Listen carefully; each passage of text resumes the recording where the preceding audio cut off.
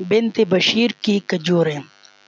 سعید بن مناح کے حوالے سے ابن اسحاق نے بیان کیا ہے کہ غزوہ خندق کے دوران نعمان بن بشیر کی بہن حضرت بشیر بن سعد کی بیٹی کے ساتھ یہ واقعہ پیش آیا۔ وہ کہتی ہے کہ میری والدہ عمرہ بنت رواحہ نے مجھے بلایا اور کہا، ننھی جاؤ، یہ کھجوریں لے جاؤ اور اپنے باپ اور ماموں عبداللہ بن رواحہ کو دے آؤ۔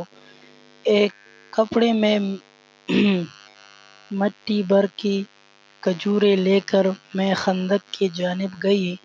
یہی میرے ابو اور ماموں کا دوپہر کا کھانا تھا۔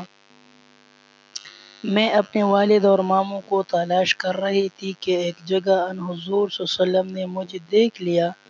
آپ صلی اللہ علیہ وسلم نے فرمایا، بیٹی ادھر آؤ، یہ تمہارے پاس کیا ہے؟ میں نے عرض کیا، یا رسول اللہ صلی اللہ علیہ وسلم، یہ کھجوریں ہیں جو میری والدہ نے دے کر بھیجی ہے کہ ان سے میرے والد اور ماموں پیٹ کی آگ بجھا لیں۔ آپ صلی اللہ علیہ وسلم نے فرمایا، لاؤ، یہ مجھے دے دو۔ میں نے کھجوریں حضور اکرم صلی اللہ علیہ وسلم کے ہاتھوں میں ڈال دی۔ آپ صلی اللہ علیہ وسلم کے ہاتھوں ان سے پوری طرح نہ بھرنے پائے۔ بہرحال آپ صلی اللہ علیہ وسلم نے حکم دیا کہ دسترخوان بچھایا جائے، اور دسترخوان بچھا جانے کے بعد آپ صلی اللہ علیہ وسلم نے کھجوریں اس پر بکھرا دی۔ پھر آپ صلی اللہ علیہ وسلم نے کسی کو حکم دیا کہ سب لوگوں کو کھانا کے لیے بلاؤ۔